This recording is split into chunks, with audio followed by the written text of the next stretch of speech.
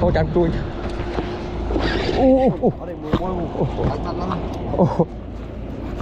Chuột đấy này. Chuột ca lư này. Spin này. Spin mẹ nữa nè.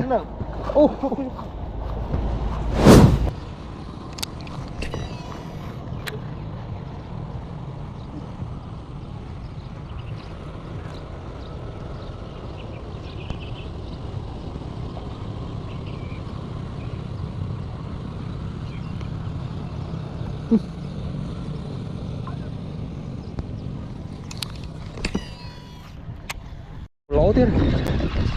Còn lỗ tiếp này. À.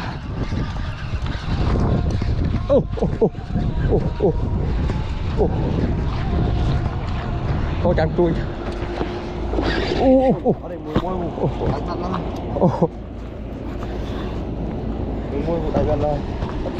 Chăm mua kháng đâu thì chặt chui chặt nó thì. Thấy cái này, mày mến hơn hả đi.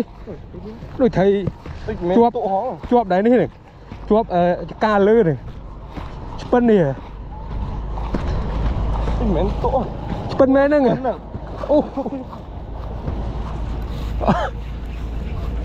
Lại bạn rồi. Spin này.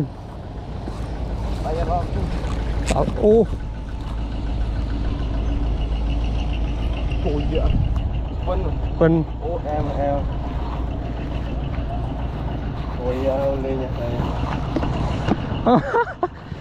Lên nha.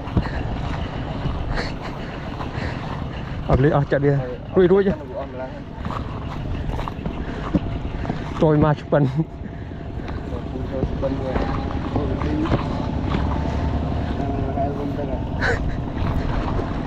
Chuột đã prey lơ tiết à? Chuột prey lơ mình tích. Đang mấy đâu mà. Giờ nó nghe om lắng đâu. Phân nghe om hả? Rồi rêu cá đây. Nè lại nè. Chăm cho chặt đi. Có bài canh phải xài.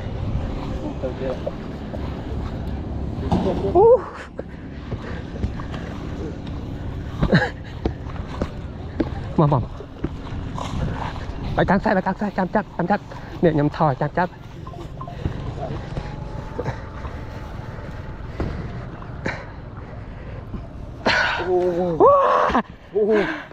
Em.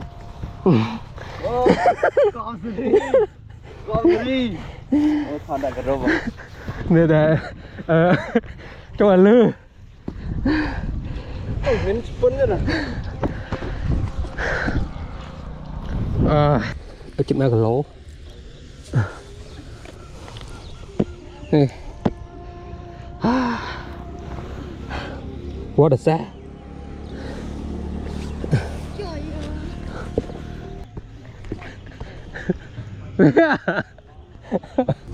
Đâu rồi mình nhá, còn nó mùi còn. Wow. Đâu ai, mình đang mai giờ. Cô có giòm vụ. Đâu. Rồi cha đây sang châu mơ với em ba nó nữa. Nó ba ăn muối.